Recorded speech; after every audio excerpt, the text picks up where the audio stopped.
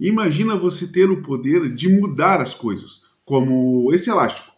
Vou mudar daqui para cá. Um, dois, três, mude! Olha só que interessante. Ai, ai, meu nome é Diego Gomes, bem-vindo ao canal Crescendo em Sabedoria e Graça. Eu quero convidar você hoje a ter essa conversa, essa reflexão justamente sobre mudanças, né? E nada mais, nada melhor do que falar de mudanças quando a gente fala de Moisés, por exemplo, né? Moisés viveu grandes mudanças na sua vida, né? E eu quero confessar, inclusive, que quando a gente fala de mudanças, nem sempre elas são de uma forma lúdica ou de uma brincadeira como essa, né? Algumas mudanças são de fato desagradáveis. Imagina retroceder financeiramente, por exemplo, né? Ou começar a ter problemas conjugais, um diagnóstico que muda a nossa vida, né? É complicado. Então existem realmente mudanças que são desagradáveis, né? Em momentos assim, momentos onde essas mudanças desagradáveis aparecem, é que nos fazem perguntar: será realmente que Deus cuida de nós, cuida de mim, né? Será que esse papo de igreja talvez não seja uma ilusão? Será que eu caí num golpe, né? Bom, a verdade é que o que precisamos talvez seja ser mais sensível àquilo que se refere à presença de Deus, né? Em nós, né? E no nosso meio e através das coisas, né? Mesmo quando achamos que ela não, mesmo quando achamos que ele não está perto, né?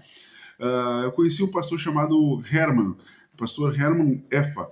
Ele dizia, ele tinha uma frase muito bacana que dizia o seguinte: olha, se você quiser entrar na presença de Deus, eu não quero saber onde você estava, entende? Trazendo a ideia de que, cara, se você precisa entrar na presença de Deus, é porque você não estava nela. Logo, se o Espírito Santo mora em você, você está na presença de Deus o tempo todo. E Deus é onipresente, né? Então, é nesse sentido. Mas vamos voltar para essa ideia de Moisés e dessa presença, né, de Deus na vida de Moisés. A gente consegue compreender essa presença descritiva na vida de Moisés nos três momentos que ele vive, por exemplo, ao longo dos anos, né? Então, são três momentos distintos que a gente percebe. E Moisés, quando descobre essas coisas, quando tem essas experiências, ele vai descobrir o valor que ele tem, ele vai descobrir as suas próprias limitações e ele vai descobrir literalmente a importância da presença de Deus.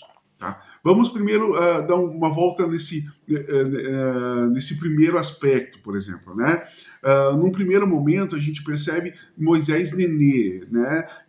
E Moisés pequeno, ainda necessitado dos cuidados da mãe, enfrenta um massacre, né? Ele enfrenta homens adultos matando crianças, né? Então, como é que eu posso ver Deus nessa situação, não é? Como é que eu posso ver Deus nesse momento?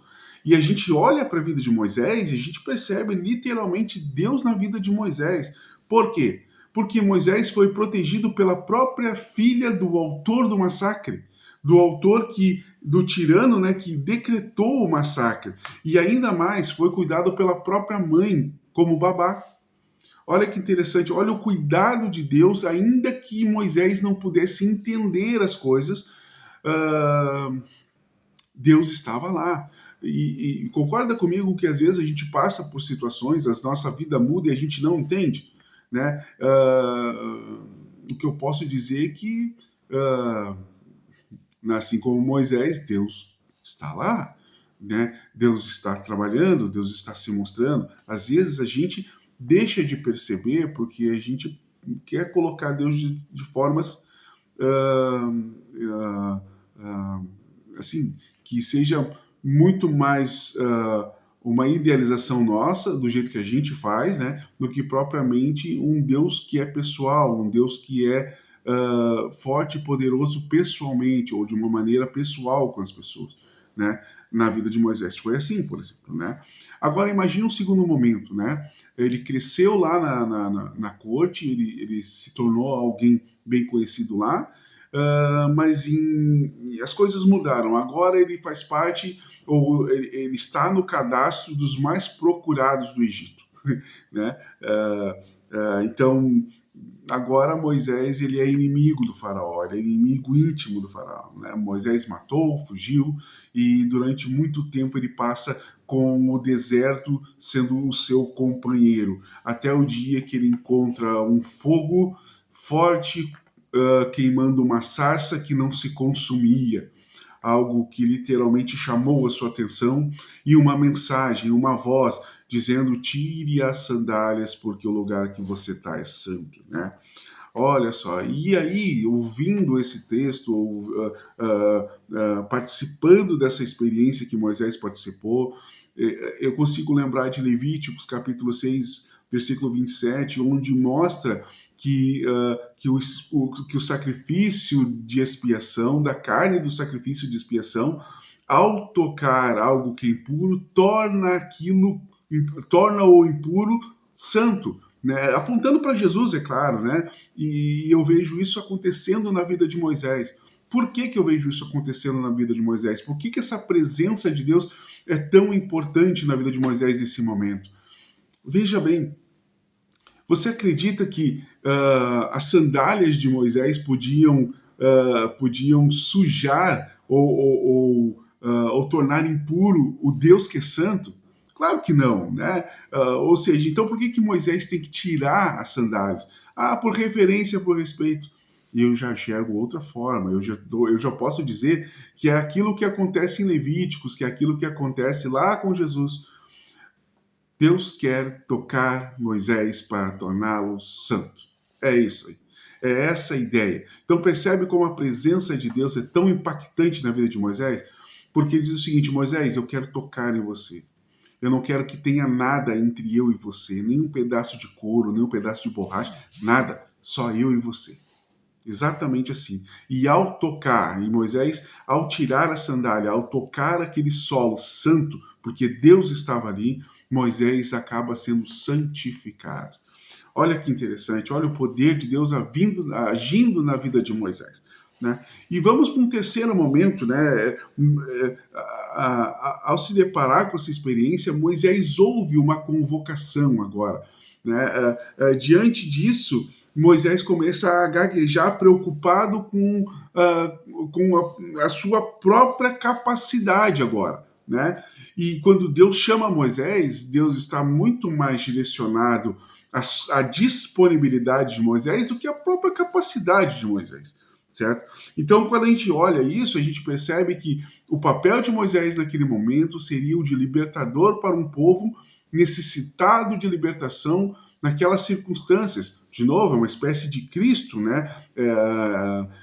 É o modelo de Cristo. E que interessante que muitas vezes, né? Muitas e muitas vezes, Deus tem se mostrado assim para mim, para você, né? Para nós, onde Ele convoca a gente para fazer alguma coisa e nós não percebemos a própria presença dele nessa convocação. Por quê? Porque às vezes a gente está olhando para a gente, né? A gente está olhando para ele. Ah, mas eu não posso. Ah, mas é ruim para mim. Ah, não sei o quê.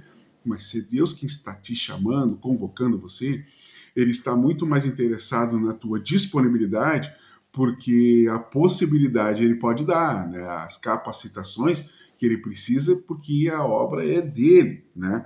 E incrivelmente Deus estava lá com Moisés o tempo todo o tempo, né? Moisés e o povo, então, eles tiveram de assistir simplesmente Deus trabalhar. Deus fazer o que disse que ia fazer, Deus fazendo o que disse que iria fazer, os seus propósitos e tudo mais.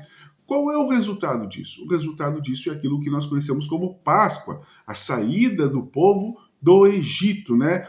E não só a saída do povo do Egito, mas a saída como se tivesse vencido uma batalha. De fato, venceram a batalha, porque Deus batalhou, né? Teve os despojos do Egito e tudo mais. Durante a saída do Egito, pensa, até Canaã, Moisés e o povo passaram ou caminharam durante muito tempo no deserto. Um lugar que, para muitos, em sã consciência, é um lugar que a gente deve fugir, correto? É certo isso. Agora, pensa comigo. Mesmo no deserto, com a presença do Senhor, com a presença de Deus, O deserto se tornou um dos lugares onde mais houve milagres na história do povo. Conta. Abertura do Mar Vermelho. Águas salobas, né, amargas, se transformando em água doce, potável, né? O maná que desceu do céu. A carne, né, as codornices que desceu do céu. A água da rocha. Coluna de fogo durante a noite. A nuvem durante o dia. Vitória contra os amalequitas. As roupas e as sandálias que não terminavam. E na entrada ainda da Terra Prometida, de novo, o rio se abre. Percebe que a gente pode ver a ação de Deus o tempo todo, todo o tempo. E aí a gente pode entender que, ainda que eu não sinta Deus responder a minha oração, ainda que eu não sinta, sei lá, qualquer coisa, eu posso entender que, mesmo que eu não sinta, mesmo que eu não entenda, Deus está ali. A presença de Deus é superior ao meu sentimento. A presença de Deus, ela é superior ao meu entendimento, né? Entendimento é bom, sentir é bom, mas a presença de Deus, Deus é maior, né? Deus é maior que eu, Deus é maior que você, Deus é maior, Deus é maior. Então, acredite, ainda que eu não sinta, ainda que eu não entenda, ainda que eu nem compreenda, como na vida de Moisés, Deus está lá. Deus está lá. Deus está aí, né? Ele se preocupa com você, ele ama você de verdade, né? E como é que eu sei que ele ama você de verdade? Por causa de Jesus Cristo. Jesus, ele veio como prova de amor de Deus, né? Deus deu o seu filho, né? Porque amou você. A propósito, se você crê no Filho, você vai morar diretamente com Deus, né? Entende? É nesse sentido, de que porque Deus amou o mundo de tal maneira que deu seu Filho para que eu creia em Jesus Cristo como o único e suficiente Senhor e Salvador, né? Então, Deus abençoe você e que, assim como na vida de Moisés, a presença de Deus foi sempre contínua, eficaz, presente, a gente possa entender que é assim na nossa vida também. Ainda que as coisas mudem, ainda que o dia mal apareça, ainda que eu não perceba, Deus não nos deixa, Deus não nos abandona, porque Ele disse isso. Então eu prefiro crer no que Ele disse do que achar que Ele me abandonou simplesmente porque eu não sinto nada, né? Então eu prefiro olhar para a Bíblia e crer no que está escrito ali do que crer no meu próprio coração, que a própria Bíblia diz que é enganoso, né? Então tá bom, Deus abençoe você, fica na paz. Espero ter ajudado você. Espero que a história de Moisés tenha ajudado você, assim como ajudou a mim. Deus abençoe você, fica na próxima. Compartilhe esse vídeo, compartilha essa história, né? Se inscreve e tudo mais. Bom, comenta. Deus abençoe. Um abraço.